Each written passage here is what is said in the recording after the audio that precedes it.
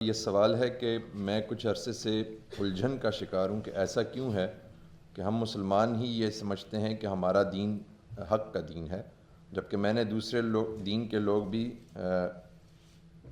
دیکھے ہیں جو ہم سے زیادہ مضبوط عقیدے کے مالک ہیں اور وہ ہم سے زیادہ متقی ہیں اور ہم سے بہتر انسان ہیں۔ میں کشمکش میں ہوں کہ کیوں ہر شخص اپنے دین کو یہی سمجھتا ہے۔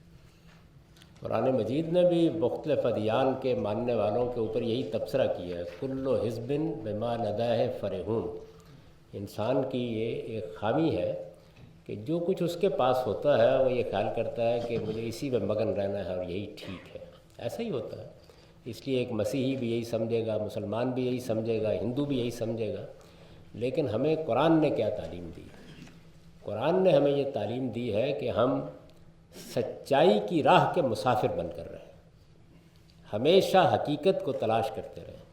حقیقت ہماری منزل ہونی چاہیے۔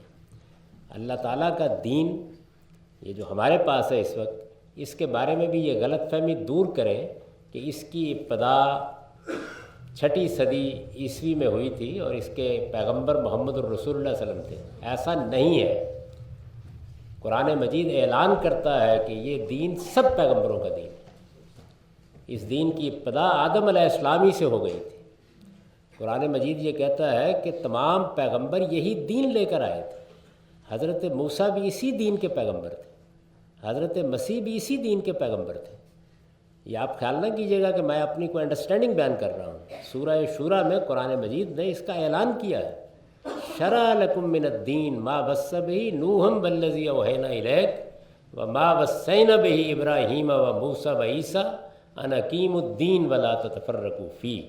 رسول اللہ صلی اللہ علیہ وسلم کو اور آپ کے ساتھیوں کو مخاطب کر کے کہا ہے کہ شرع لکم من الدین، میں نے وہی دین تمہیں دیا ہے، اسی کو تمہارے لیے مشروع کیا ہے جو میں نے نوح کو دیا تھا، جو میں نے ابراہیم اور موسیٰ اور عیسیٰ کو دیا تھا، وہی دین۔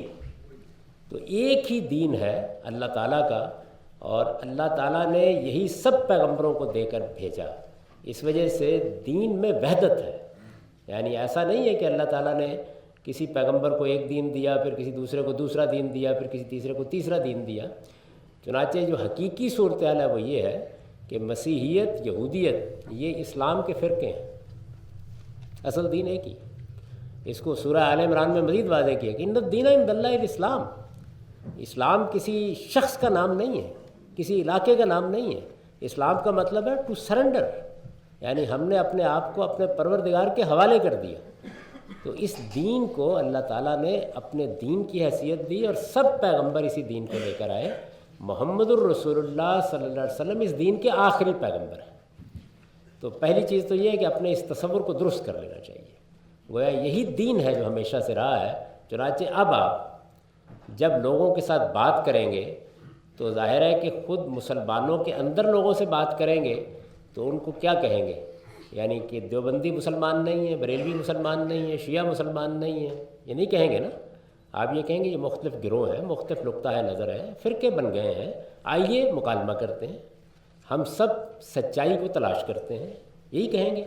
تو پیچھے کے لیے بھی یہی کہیے، اس لیے کہ وہاں بھی صورتحال یہی ہے، ایسا ہی ہوا ہے۔ لوگوں کو متعارف کرائیے کہ خدا کا دین ایک ہی دین ہے جو ہمیشہ سے رہا ہے، اور اس دین میں جب کوئی انحراف ہوتا ہے، خرابی پیدا ہوتی ہے، ظاہر ہے کہ انسانوں کی انڈرسٹینڈنگ میں ہوتی ہے، ان کے عمل میں ہوتی ہے، تو آئیے مل کے اس کو دور کریں، اور کبھی اس خیال میں مبتلا نہ ہوں کہ ہم کوئی آسمان سے اترے ہیں، نہیں، ہم بھی سچائی کی راہ کے مسافر ہیں۔ اور جب سچائی کی راہ کے مسافر ہیں تو یہ بالکل ایک ایسا ہی عمل ہے جیسے کوئی سائنسدان کسی حقیقت کو دریافت کرتا ہے تو دنیا کو متوجہ کرتا ہے کہ یہ ایک نئی بات سامنے آ گئی، یا یہ نیا پہلو واضح ہوا ہے، یا علمی تحقیق نے فلاں چیز کو واضح کر دیا ہے۔ تو مسلمانوں کے اندر بھی یہ ذوق پیدا ہونا چاہیے، پھر وہ دنیا میں فخر کی نفسیات میں کھڑے نہیں ہوں گے، شکر کی نفسیات میں کھڑے ہوں گے، اور ان کی گفتگو، ان کی بات چیت میں بھی وہ تواضع آئے گی کہ جو ایک سچے صاحب ایمان میں آنی چاہیے۔